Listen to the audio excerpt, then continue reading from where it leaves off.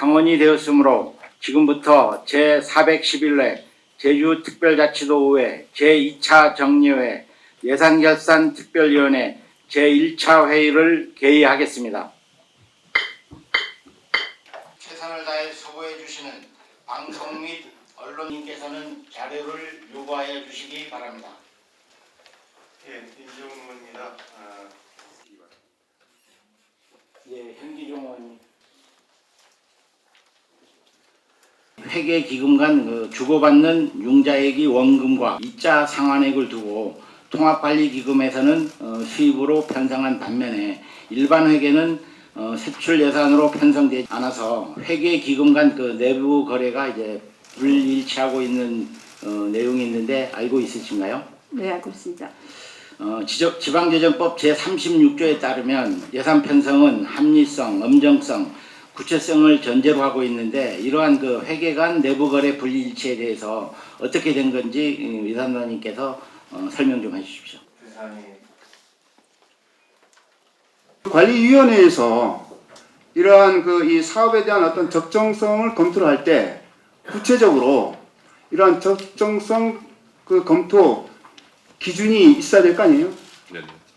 그러니까 그 기준이 상당히 모호하단 말이에요. 어떤 객관적인 어떤 사업 선정을 함에 있어서 상당히 여러 가지 어떤 좀 안 좋은 점들이 이렇게 나타나고 있다는 얘기입니다. 보조금 사업자 선정이 다소 자의적이고 그리고 이제 주관적인 가치 판단에 따라서 선정될 수도 있다는 점에서 문제점이 좀 심각하다라고 이렇게 보는데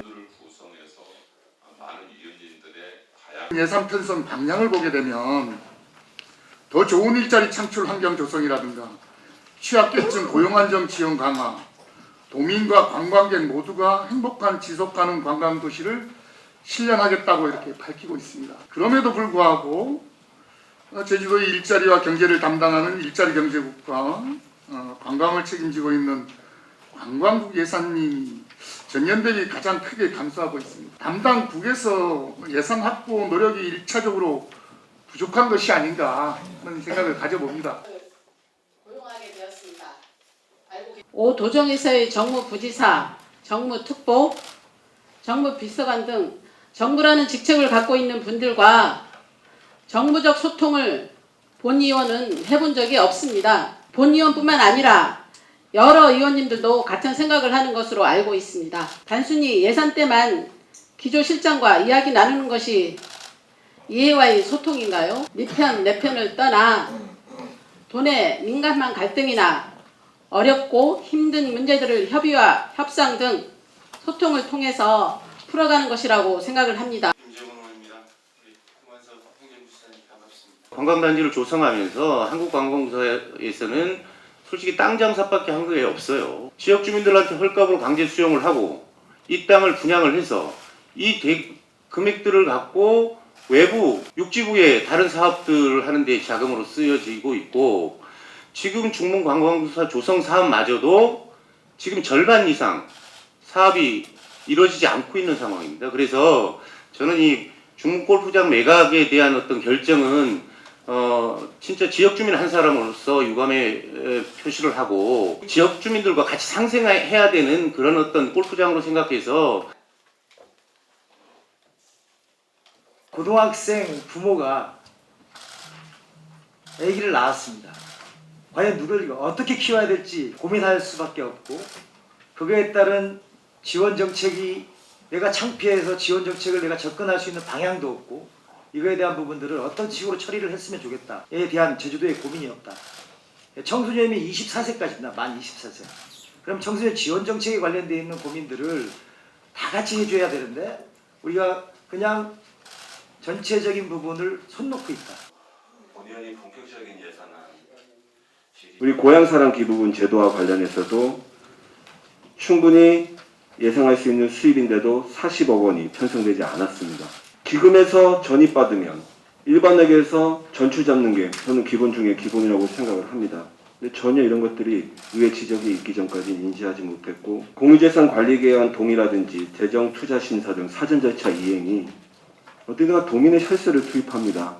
그렇기 때문에 타당성을 봐야 되고요. 근데 지금 제주도의 재정운영 실태를 보면 전혀 이런 것들을 제가 믿을 수가 없습니다. 지급하는 방식으로 제재되는 데서 사무관리 물론 어디 소중하지 않은 예산이 어디 있겠습니까만은 저는 저 입장에서 읍면 지역의 어떤 1차 산업 비율이 차지하는 비중이 높기 때문에 이 말씀을 안 드릴 수가 없습니다. 지금 1차 산업은 잘 하시지 않습니까? 고물가, 고금리, 고유가 이런 부분들이 저는 어떤 제주 도정의 어떤 1차 산업의 중요성에 대한 도정의 인식 부족이다. 저는 이렇게 얘기 드리고 싶은데요. 일단 10만 원 주고도 인부 못 구합니다. 인력을 구할 수가 없습니다.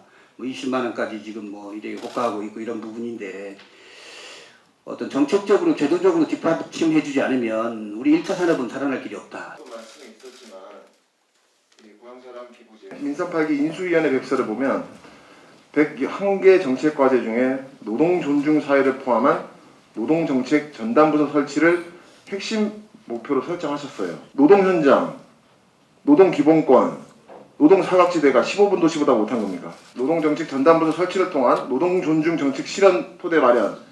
이게 어떻게 바뀌냐면요. 노동 존중 제주 실현을 위한 노동 행정 협력 체계 구축으로 바뀌었습니다. 조직 개편은 한 번으로 안 끝납니다. 근데 노동정책부서 신설은 물이 건너갔다고 전 보여집니다. 공약 실천 계획이 바뀌었잖아요. 예, 강봉주 의원입니다. 촌 읍면 지역에 진짜 심각합니다. 주차 차고지 증명제 때문에 지역 주민들이 민원이 많이 들어오고 있습니다. 그러면은 읍면 지역만이라도 잠시 보류할 생각이라도 없습니까? 읍면 지역은 반드시 자동차가 필요합니다. 왜 그러신지 아시죠? 대중교통이 10시 되면 다 끊어집니다. 출퇴근용으로도 꼭 그 승용차가 필요하고 그 집 식구마다 다 갖고 있어야 될 상황입니다. 동지역보다 꼭 반드시 필요한 게 읍면 지역의 자동차가 필요한데 중앙 천지 소홍동 지역구는 강상수 의원입니다. 보조금 심의위원회에서 이제 유사 관련 자료 뭐 기발용, 기발행 이런 의견을 해가지고 부적정 판결을 내렸어요. 그 보조금 관리위원회의 구성을 보면 재척 사유가 있는 의심이 되는 분이 있습니다. 지방 향토사의 조사, 연구 및 사료의 수집 보존 이게 문화원에서 해야 될 그 역할들을 조례에도 다 나와 있거든요. 진흥법에도 나와 있고 그럼에도 불구하고 보조금 관리위원회에서는 부적격 판정을 내렸습니다. 조직과 예산이라고 생각을 합니다. 그래서 국민의 삶을 제대로 느끼고 있지 못하다라는 생각이 듭니다. 왜냐하면 본 예산에 편성된 돌봄 관련한 예산은 본연이 판단하기에는 전년 대비 그렇게 높지 않고 또 그런 의지, 현안이 상당히 심각하다. 그래서 예산을 여기다 투입해야 되겠다. 그리고 확대해야 되겠다. 부지사님 말씀처럼 미니멈일지라도 할 수 있는 가용 예산을 여기에 확대 편성함으로 인해서 돌봄을 수용할 수 있는 부분을 확대하겠다라는 의지가 보이지 않습니다. 전국 그 유수 학교들이 이 학생 수, 입학생 모집의 현안이 되고 있는 거죠.